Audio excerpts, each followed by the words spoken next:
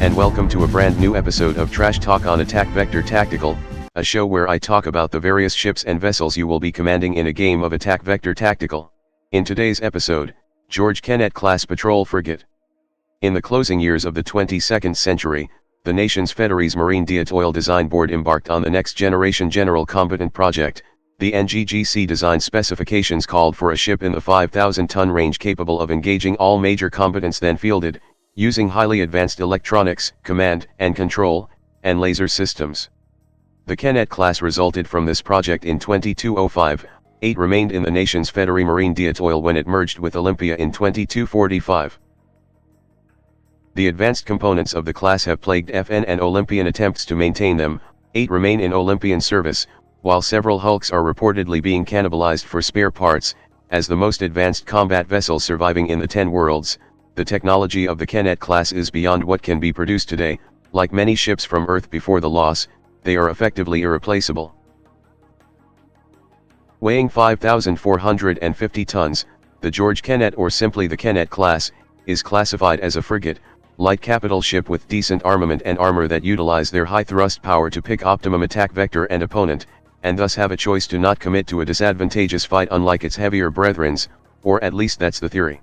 With 5 max thrust or 1.25 g of tactical acceleration generated from its ESA-24 fusion torch, which can increase to 5.5 at half fuel, the Kennet class acceleration is simply the standard for the frigate class, and with 106 fuel units or 16.67 km per second worth of tactical delta V, it will be able to sustain its maneuverability consistently in a battle.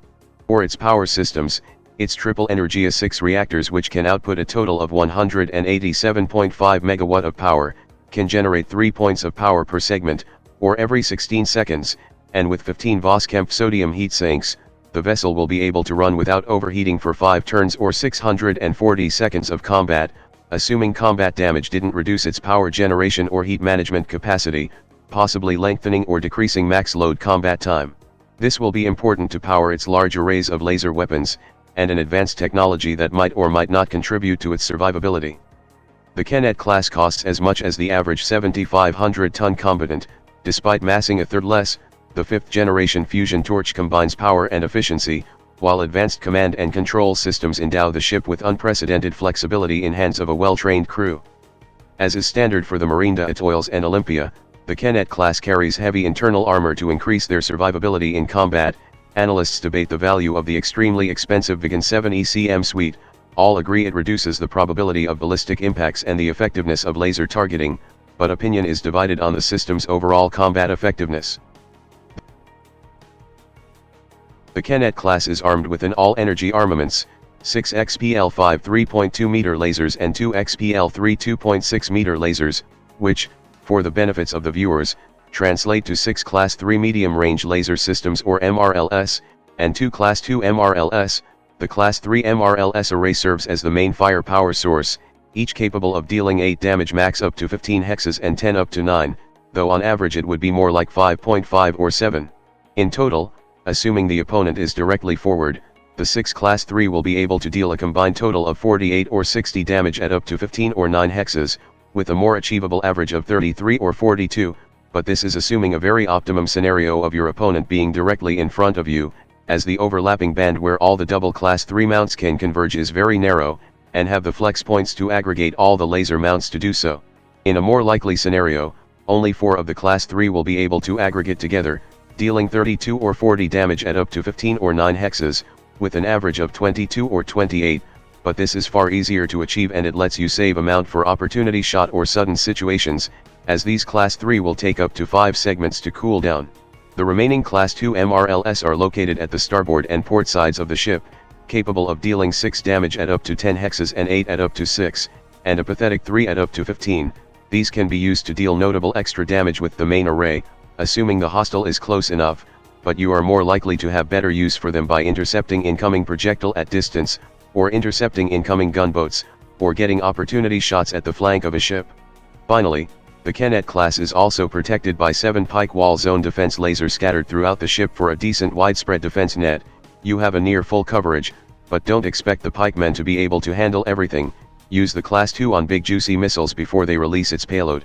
All these of course, consume power, Each Class 3 needs 3 points of power to fire while the Class 2 needs 2, and the ZDLS each requires 0.5. The 12 Zinkel A2 batteries on board can store up to 24 power or 24 gigajoules at max, which means, with a max power generation rate of 3 per segment, you can fire a full Class 3 salvo 3 times before your batteries get emptied. This is an excellent sustainability, as a full Class 3 salvo requires the most optimum situation anyway, thus the Kennet can output a consistent level of firepower, assuming one last piece of its equipment didn't come in play. Lastly, and likely the most important armaments of the Kennet class, probably because it involves actual arms, it has 2 pod docks which can be used to carry supply pod or fuel pod, which as their name implied, can carry additional supply or fuel. The Kennet class has a cruise endurance of 18 strategic turn or 36 weeks, assuming all 18 available cargo spaces is filled with provisions, a very likely case for the Kennet as it has no coil gun or missile launcher needed to be reloaded. A supply pod will provide another 25 cargo spaces, each, more than capable of doubling or even tripling the cruise endurance of the Kennet, so much so that there's simply no point to, and it's the same with carrying fuel pods, it's a lot for one single ship alone. Instead, the Kennet can use these pods to provide supply and fuel for other ship in a fleet, as Olympian ships like the Lafayette, Wasp, and Olympus do not possess pod dock to carry extra pods with, and the Diggle Rhea is more likely going to use its gunboat dock for gunboating purpose.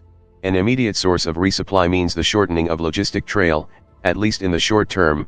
This also lets your fleet fight better rather than conservatively, as they know they can refresh their store of munitions and fuels quickly, and that can be a big advantage on its own. Will this ever apply to your AVT battles?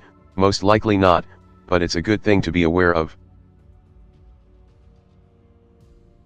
The variable focus XPL lasers allow the Kennet class to fire their lasers in either the 8 cm spot size or the armor-piercing 5.75 cm spot size. This doubles penetration at the cost of effective range, allowing the lasers to drill through the heavy armor on 7500s and 10,000-ton combatants. Combined with their efficient command and control systems, the Kennet class can target the weapon mounts on enemy vessels with near certain penetration, even against heavier and more powerful enemy combatants. While many believe the Kennet class ships are fearsome combatants, opinion is not so clear-cut regarding their cost. In light of the contortions Olympia endures to keep them operational, it is estimated that the ODFSA spends more to keep them functioning than new copies would cost, if they could be built at all. In terms of defense, the Kennet is a strange ship, not just with the systems I kept hinting on but still haven't talked about, but its other aspects too. A spherical ship, which the Kennet is one of, is one designed for rapid turning thanks to its center of mass with the armor to reflect that as it expects to get peppered on its side too occasionally. A Kennet is anything but that. It has a frontal armor of 5, low for a spherical frigate but still decent at dealing with kinetic maneuver constraint, low caliber 1 at least, but everywhere else, it's 1. To simply put, you do not want your side to ever get shot at, which means the Kennet plays more like a cylindrical ship, except the Kennet doesn't even have the benefit of strong frontal armor. That said, the Kennet strangely has a thicker than usual internal armor on some of its more significant components, and unfortunately, you might need to depend on them more than you prefer. And it gets worse, because the Kennet isn't just as vulnerable on its sides as a cylindrical ship, it also turns like one. It used pivot J on its Caterpillar chart. The number in the center is the segment need to turn, and the chart shows how quickly you turn, and to turn a simple 60-degree, it will take the Kennet 2 segment just to do so. This is, to simply put, really bad, especially when you are facing hammerlock. Hammerlock is a term in Expanse used to describe a range at which speed is no longer enough to evade incoming projectiles. It was suggested by a friend I have consulted while making this episode, and while it appears to only apply to missiles in the series, it can apply to any seeker in attack vector tactical too. There's 2 factors in determining the hammerlock range: how fast can a ship pivot in perpendicular to the incoming projectile, and how quickly the ship can burn away from the self-correcting projectile, which usually means 2 dots of acceleration to move to the second square on the shell star, according to the launch segment of the shell star. Yet I only know about this after the same friend corrected me about it. It was a very hard read. Since the Kennet need 2 segments to pivot and has a thrust of 5, this would make a hammerlock of 4, meaning, if a projectile will reach the Kennet in 4 segments, assuming the Kennet is initially facing directly at it, it will hit it. There are cylindrical frigates that can do better than that. There are also spherical frigates that can do worse than that. Both still have better armor than the Kennet. There's a lot of factors that can change this number, but in general, You want to keep that in mind when dealing with seeker ship that can launch missile and stuff at you. So, how do you handle this eggshell aspect of the Kennet class then? First, let's go with something basic. Distance. Your main punch comes from 6 Class 3 MRLS that can hit decently well at up to 15 hexes away.